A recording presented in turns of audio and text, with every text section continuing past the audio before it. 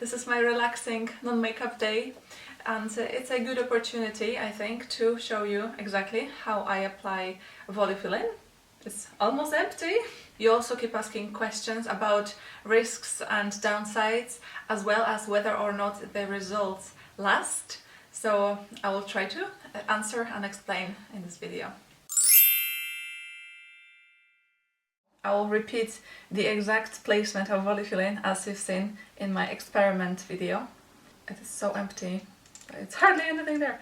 But okay, I just add literally a drop, like a drop that's already going down my finger.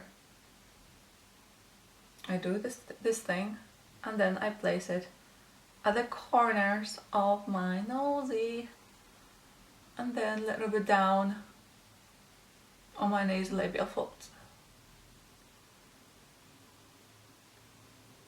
And that's it. What else I do is I take another drop, and now it's definitely going to slide down my finger. I do this, and then I place it here at my cheekbones.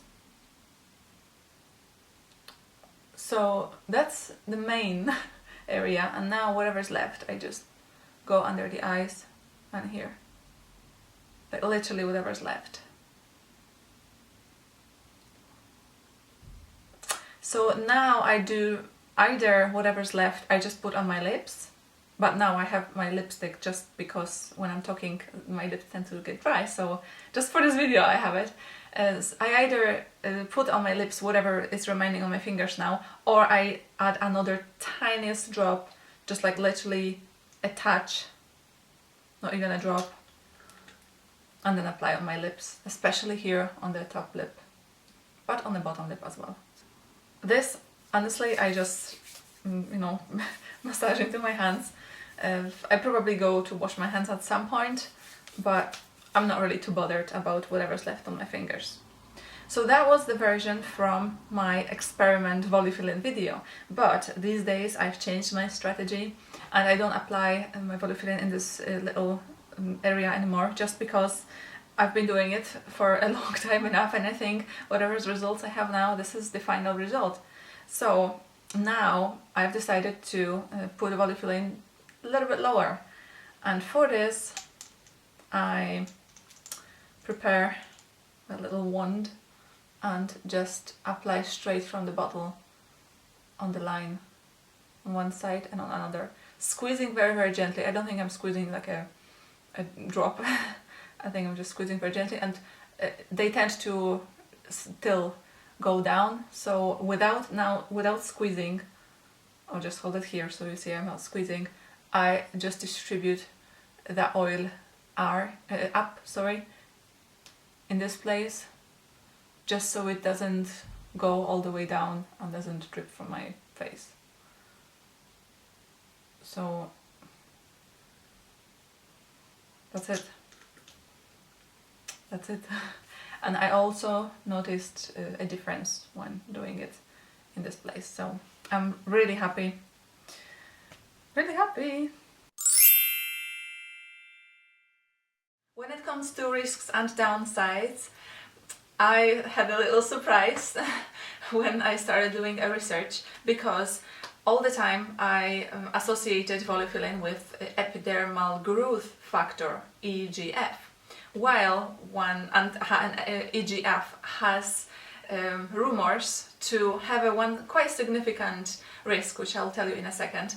But during my research, it appeared that Volufiline and EGF are actually two quite separate things. Now, I'm not a scientist, so if I'm talking complete rubbish, please correct me.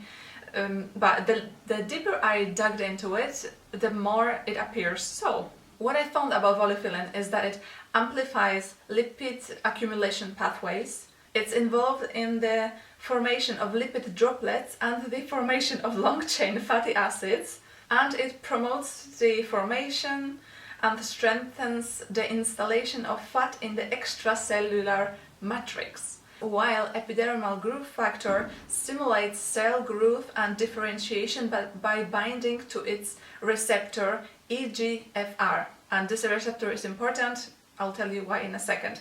By the way, I'm going to link you the sources that I'm checking it from below this video, so maybe you can have a look for yourself. So the major risks or rumor of concern for EGF is that it promotes the growth of cancer cells. However, EGF does not itself cause cancer cells, but because it binds to the receptor and this causes the cell to grow. And if the receptor is not formed in a correct way, if it has cancerous elements, then EGF will only amplify the effect. This information made me much more peaceful about EGF, but even more peaceful about Volufiline, because from what I've checked, I found absolutely zero side effects for Volufiline. It is a natural, plant-derived, non-hormonal component that interacts with fat tissues basically. So there is just no accounts or no risk factors associated with taking Volufiline. My second concern for Volufiline is the exact fact that there is no information about any side effects. I feel this ingredient is quite new to the cosmetic market, and potentially there are some long-term effects that nobody really knows what they are. And a third, I wouldn't say risk, I would say a downside from me personally, is that in the area I have been applying it, I have noticed the pores are getting a little bit larger. It's because the whole patch of the skin that the Volufiline is applied to gets a little bit like swollen, and because of it the pores appear in these places larger.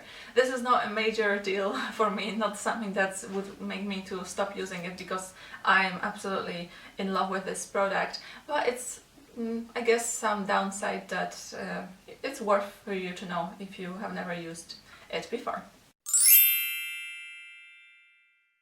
When it comes to the lasting of the effects, I will tell you from my experience. I have been using Volufiline products over last year, but since the beginning of this year I've been very diligently testing on different places on my face as well.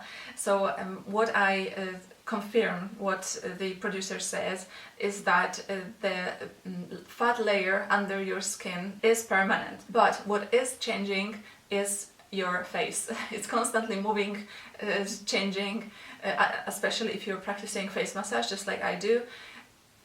You may notice that the effect on the day one of finishing the episode with Volufiline might not be exactly the same as it looks, as your face looks just now. It's just because of your face is constantly changing and moving. For example, if I compare the area of my cheekbones, I can still feel really nice and thick, cushy layer of fat, but in a place like here in the corner of my eyes or my nasolabial folds, I do see that the effect is deteriorating little by little. This is one of the reasons why you may think that the layer of fat is disappearing after time, but it is not the case, it's just your face changing.